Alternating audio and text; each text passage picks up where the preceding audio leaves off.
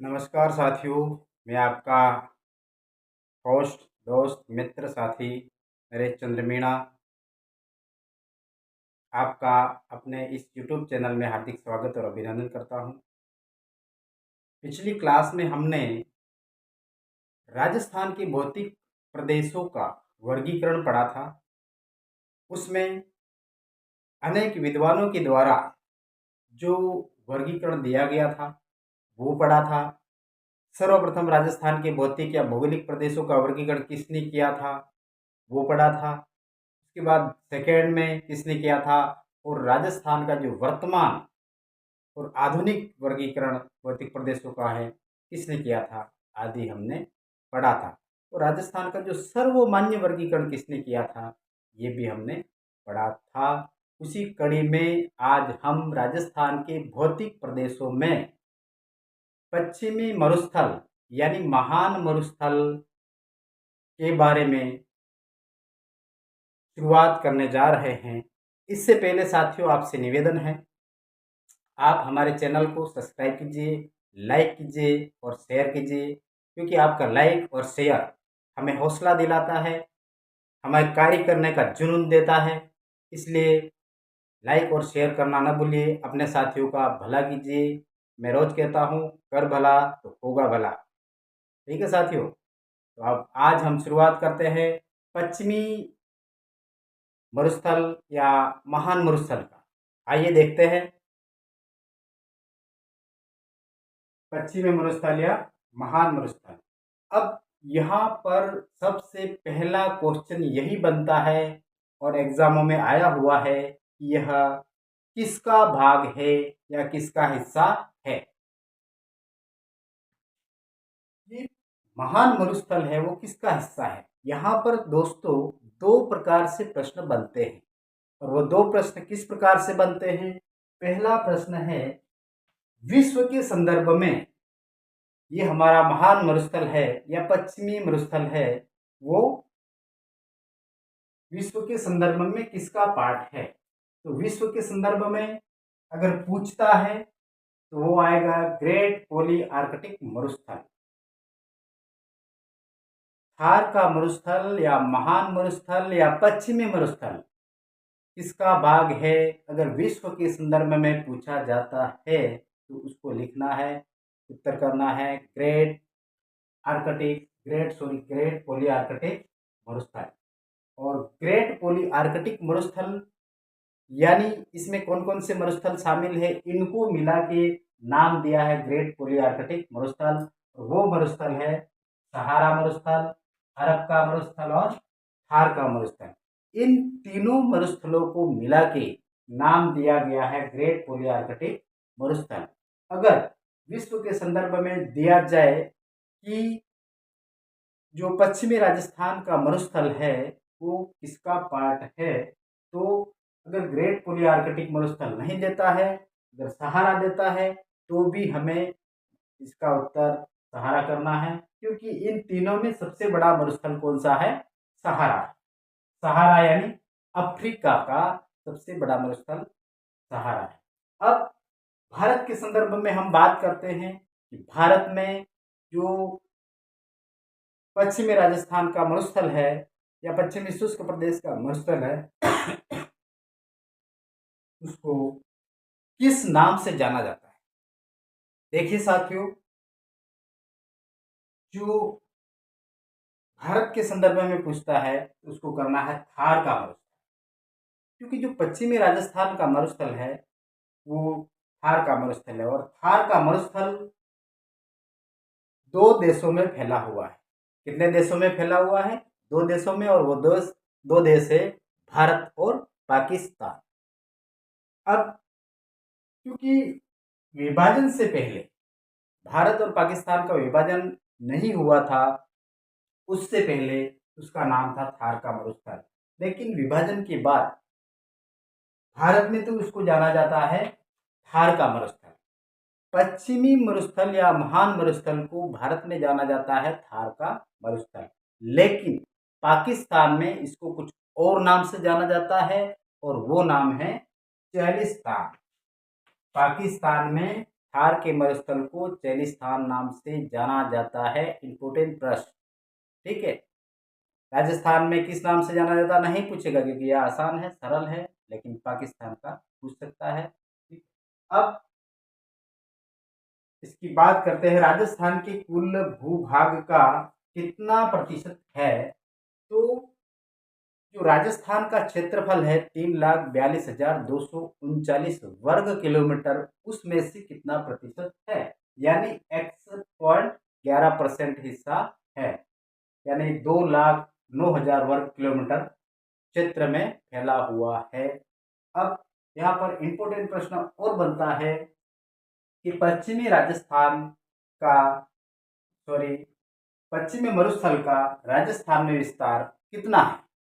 तो उसका विस्तार है 1,75,000 वर्ग किलोमीटर, और ये दिया हुआ है हरि मोहन सक्सेना साहब की राजस्थान का भूगोल बुक में, यानी 58%, 58%। इस 58, अब यहाँ पर कंफ्यूजन क्या होगा? थार मरुस्थल का हिस्सा राजस्थान में कितना है? 60%, यानी 2/3 भाग। थार मरुस्थल का हिस्सा राजस्थान में कितना है? थार मरुस्थल का यानी पाकिस्तान और भारत दोनों मिला के जो था, उसमें से राजस्थान यानी भारत में कितना है? तो वो है 60%। अब राजस्थान के कुल भूभाग का 61% है, और वो है 2,09,000 वर्ग किलोमीटर। अब और प्रश्न यहाँ पर बनता है कि पश्चिमी मरुस्थल का राजस्थान में विस्तार कितना है? वह 1,75,000, यानी 2,09,000 वर्ग किलोमीटर क्षेत्र में फैला हुआ है, लेकिन स्पष्ट रूप से उसका विस्तार 1,75,000 में फैला हुआ है, क्योंकि कहीं पर झाड़ियां हैं, कहीं पर पठारी बाग है, कहीं मैदानी बाग है। इस 2,09,000 क्षेत्र में इतना संपूर्ण रूप से मरुस्थलीय क्षेत्र है, और यह हरिमोहन सक्सेना साहब की बुक में राजस्थान ज्योग्राफी में लिखा हुआ है कि 58% भाग में फैला हुआ है। इससे पहले यह 52%, 52% था, जो बढ़ते बढ़ते 58% हो गया। अब पश्चिमी मरुस्थलीय क्षेत्र का लंबाई की बात करते हैं, तो इसकी लंबाई कितनी है? 440 किलोमीटर। चौड़ाई कितनी है?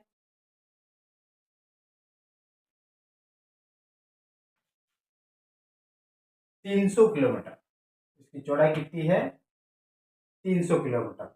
और इसकी ऊंचाई की बात करें तो 200 से 300 मीटर इसकी ऊंचाई है।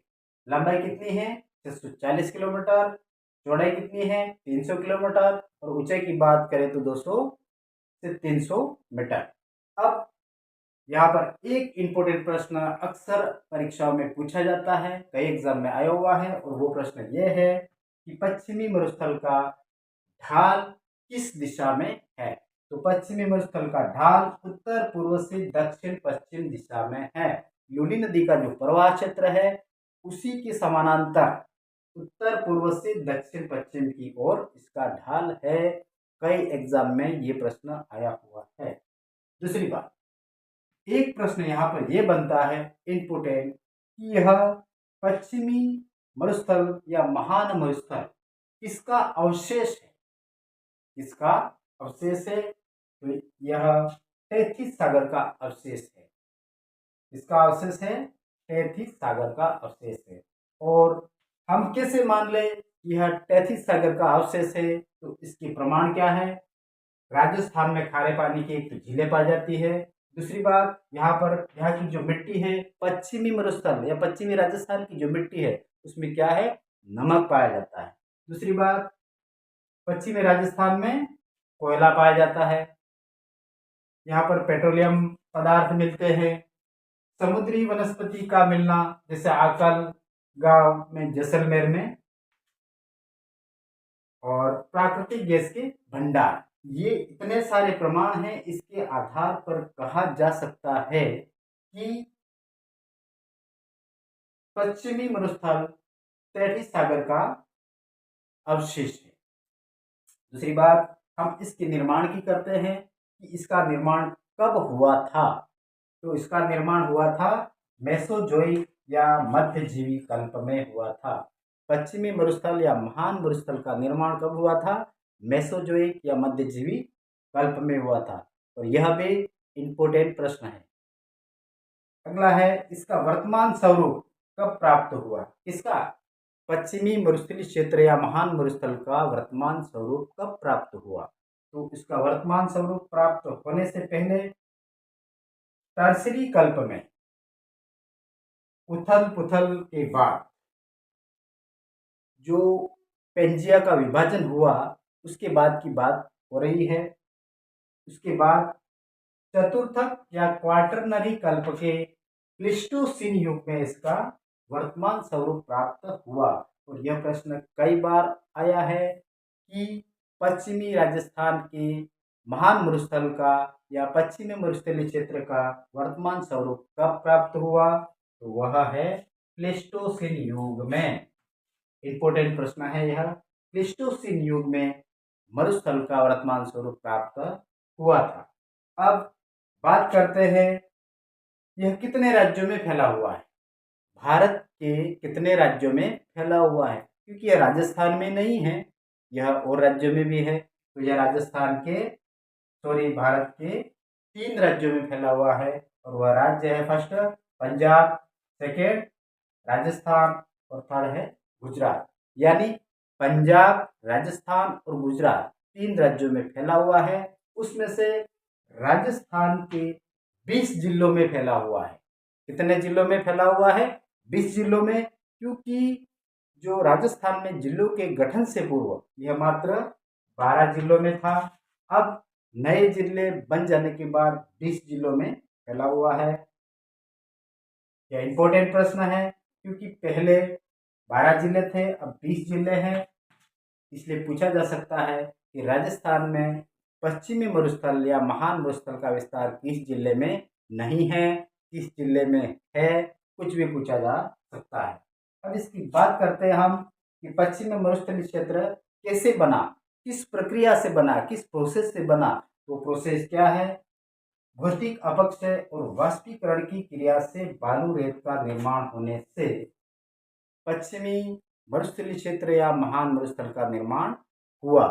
तो इस प्रकार से हमने पश्चिमी मरुस्थलीय क्षेत्र के पार्ट ए में इसके परिचय के रूप में जो कंसेप्ट है इसको क्लियर किया है। और यह 2-3 बार रिवीजन कर लेंगे तो कंप्लीट हो जाएगा। और यह पूरा फैक्ट है जो अधिकांश एग्जामों में पूछे जाते हैं। अगर मरुस्थलीय क्षेत्र या महान मरुस्थल की बात करते हैं तो इनमें से एक न एक प्रश्न आ ही जाता है। ठीक है साथियों, नमस्कार, जय हिंद।